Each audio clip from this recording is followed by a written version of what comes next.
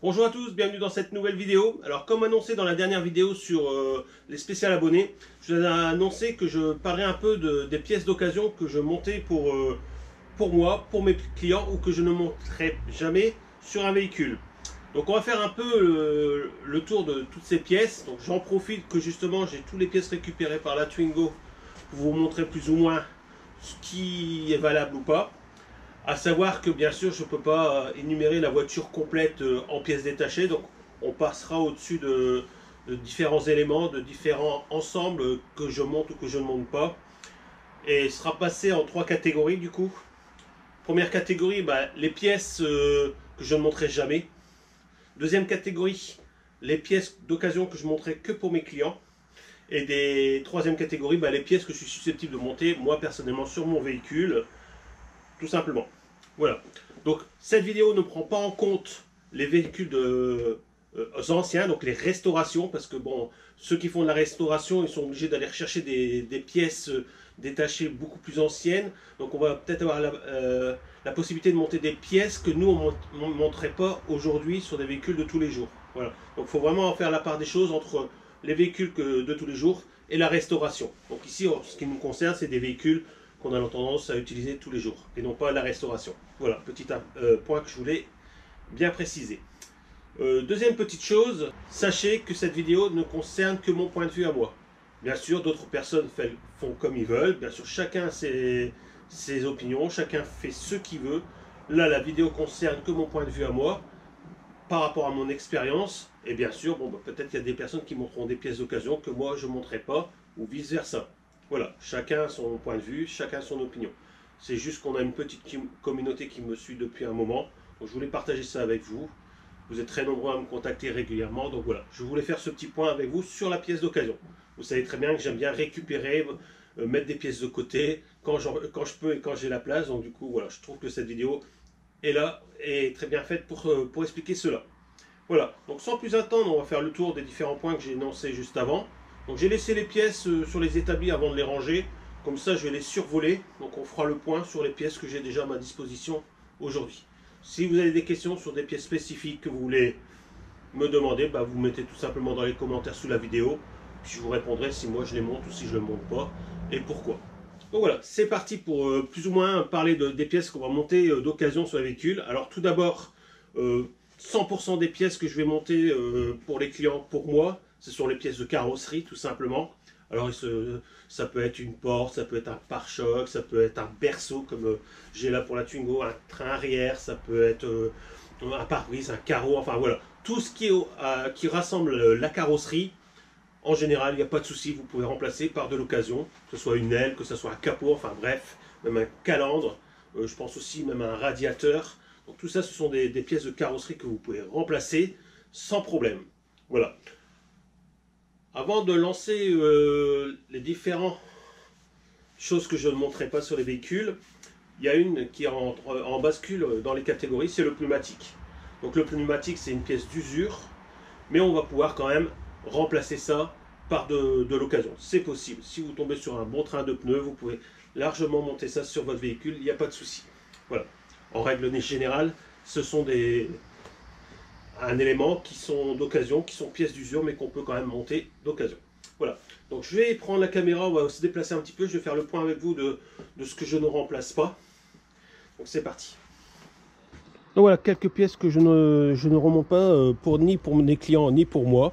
Alors ça va être tout ce qui est pièces d'usure, donc les disques, les plaquettes, tout ce qui est sécurité au niveau du freinage, donc les flexibles de frein, ça je ne remonte pas. Pourtant c'est pas de la pièce d'usure, mais c'est des pièces que je ne remonterai pas d'occasion.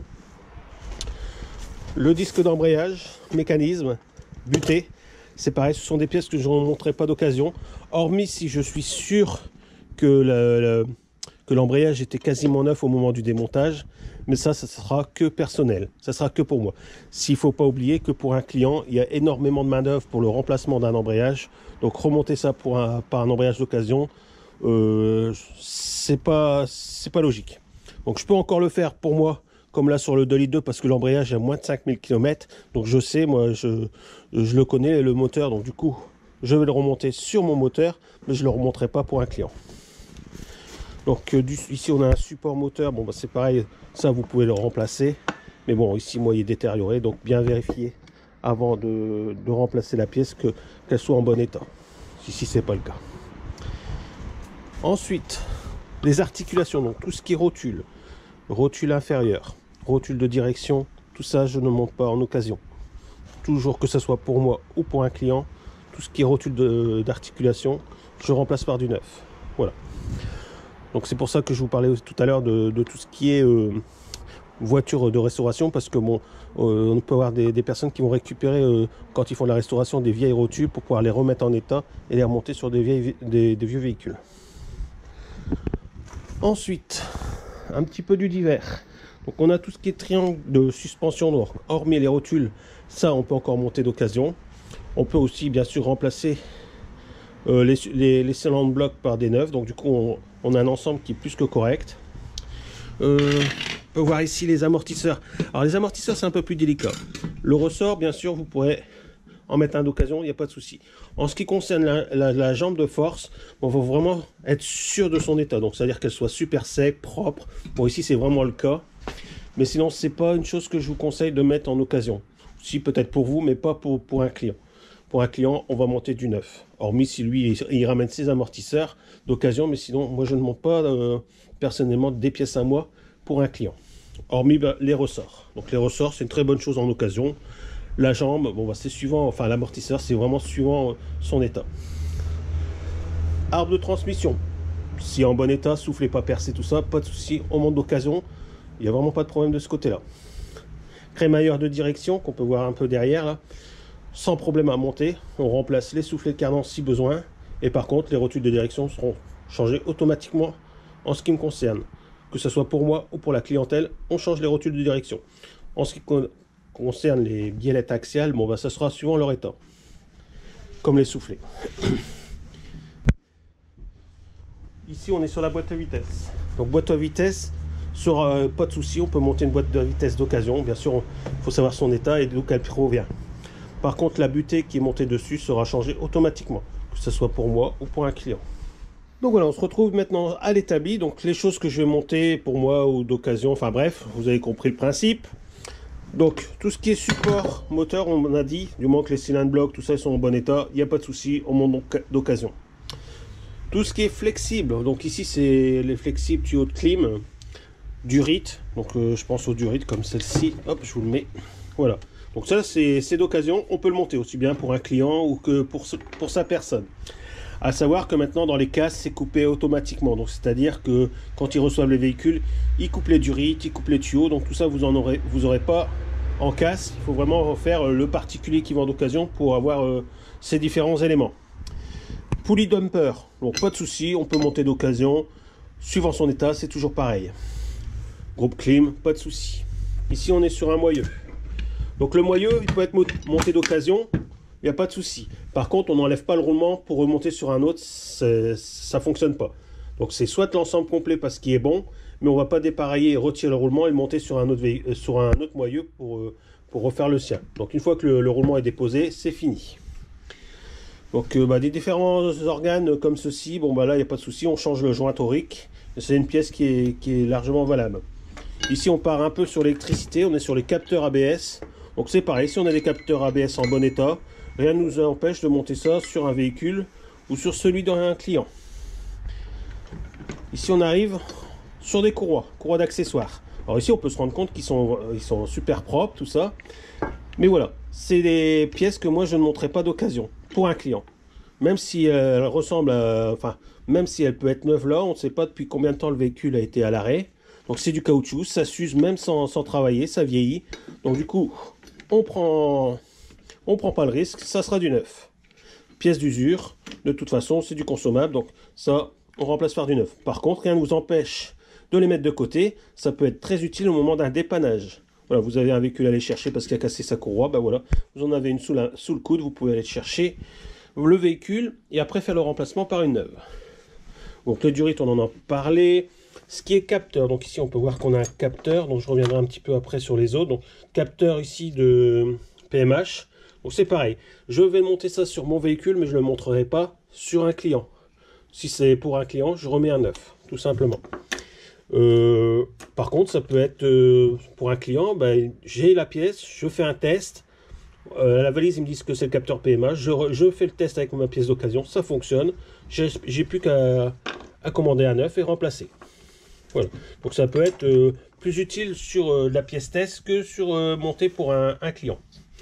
Alors tout ce qui est partie électrique, donc je pense à l'alternateur, au démarreur. Suivant l'état, bien sûr, en règle générale, pas de souci d'occasion, ça se monte. Câblage. Pareil, le câblage, tout ce qui est câblage, si les cosses sont bonnes et tout ce qui est connexion est bon, il n'y a pas de souci. Bobine d'allumage, pareil. Bobine d'allumage, si ça fonctionne, pas de souci, on monte d'occasion, ça n'engage rien.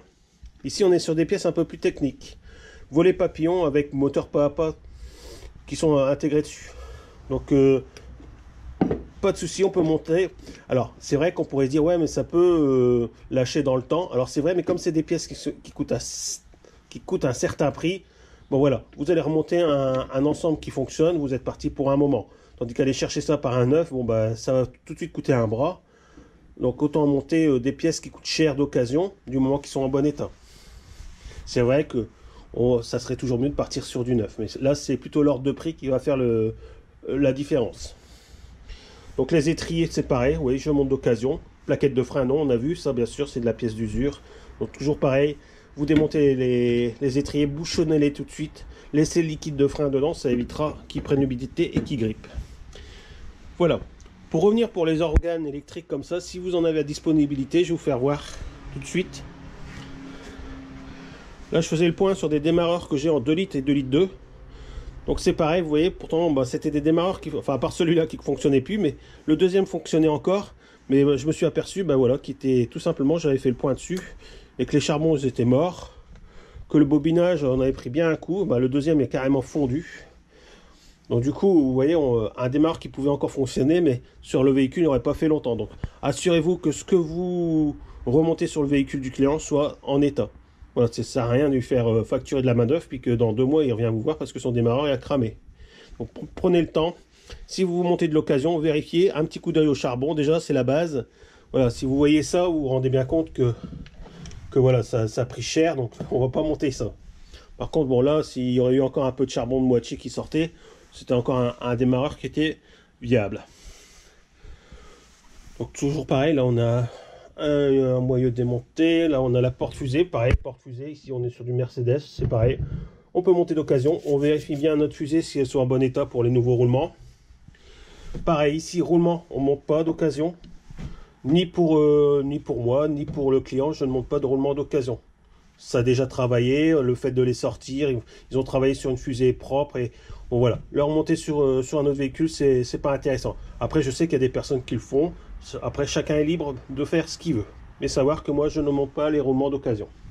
Donc après avoir fait le tour des pièces, il nous reste la partie moteur, donc à savoir si on fait un remplacement moteur ou différents accessoires qu'on va pouvoir rapporter sur ce moteur, les choses que je vais mettre d'occasion ou que je ne vais pas mettre d'occasion, que je remplacerai par le neuf. Bah déjà de base, c'est tout ce qui est distribution. Distribution pour moi, que ce soit pour moi ou pour un client, c'est du neuf. Même si elle a 10 000 km, même si on a l'impression qu'elle est toute neuve, je remplace. Courroie, galet, pompe à eau. C'est systématique, je ne monte pas d'occasion en distribution. Je ne monte pas non plus en occasion tout ce qui est bougie d'allumage. Bougie d'allumage, c'est du neuf automatiquement. Voilà, après on peut se dépanner avec une bougie parce que c'est pareil, on va en clientèle, on a un dépannage, il y a une bougie de cramée, j'en ai une d'occasion, je la mets, c'est possible. Mais sinon elle devra être remplacée automatiquement. Donc ensuite on a tout ce qui est capteur, donc capteur de température, de cognement, de pression, de collecteur. Tout ça, c'est pareil, vous pouvez tester avec des pièces d'occasion que vous avez, mais remplacer par des neufs si vous intervenez sur un véhicule d'un client. Si c'est votre véhicule, vous pouvez toujours mettre un capteur d'occasion. C'est votre véhicule, ça n'engage que vous. Voilà. Mais pour un client, montez du neuf. Pareil en ce qui concerne le thermostat, on mettra un thermostat neuf pour un client, même pour nous. Donc je ne fais pas la passe, que ce soit pour moi ou un client, thermostat neuf. Sinon, en règle générale, tout ce qui est partie mécanique moteur, ça peut être de l'occasion. Donc là, on va parler de ce qui est logique, bien sûr. Exemple, l'huile, les filtres. Tout ça, ça ne va pas être mis d'occasion. Donc on ne remet pas de l'huile d'occasion, on ne remet pas des filtres d'occasion, que ce soit filtre à air, filtre à huile, filtre à gasoil. On remplace automatiquement par du neuf. Et c'est pareil pour tout ce qui est lubrifiant. En règle générale, tout ce qui est plus ou moins sur l'entretien, on remplace par du neuf, tout simplement. Voilà. Donc je pense qu'on a fait le tour plus ou moins de tout ce qu'il y avait. Donc voilà les amis, on a survolé plus ou moins les différentes pièces qui sont susceptibles d'être montées en occasion. Donc je suis sûr qu'on en a oublié beaucoup. Style bien sûr, tout ce qui est joint spi, joint torique, joint en papier, joint de cuivre, enfin bref, tout ce qui est joint sera remplacé automatiquement par du neuf, que ce soit pour moi ou pour le client. Prochaine vidéo, je pense que ça va être la préparation de l'aile pour la Twingo. Avant de réceptionner ici la Twingo et faire de la place dans l'atelier pour pouvoir travailler sur l'aile. Je pense qu'il y aura aussi une vidéo sur la réflexion des moyeux avant de la Mercedes. Ça me libérera aussi de la place à l'atelier, pardon, parce que j'ai les roulements à monter dessus, j'ai des pièces à peindre. Donc je pense que je vais faire tout ça, je vais remonter les moyeux, que je pourrai les remettre sur la Mercedes. J'espère pouvoir faire aussi la mise en place des amortisseurs combinés filetés dessus. Alors j'ai un petit souci avec les coupelles, j'espère que ça sera réglé d'ici la vidéo. Voilà, sinon je mettrai ça de côté en attendant d'avoir trouvé la solution. On reviendra sur la Twingo et je pense qu'on va enchaîner la Twingo pendant un bon moment. Voilà, peut-être que je ferai des vidéos entre deux, mais bon, on verra au fur et à mesure. On s'avance pas trop, on va déjà terminer la fin d'année. Donc voilà, cette vidéo se termine. J'espère qu'elle vous a plu, j'espère qu'elle vous sera utile. Si vous êtes nouveau, n'hésitez pas à activer la cloche de notification et de vous abonner. D'autres vidéos viendront avant la fin d'année. Sinon, que dire d'autre? Tout simplement, à très bientôt. Et si vous ne repassez pas sur la chaîne, je vous souhaite déjà des bonnes fêtes de fin d'année. Allez, à très bientôt.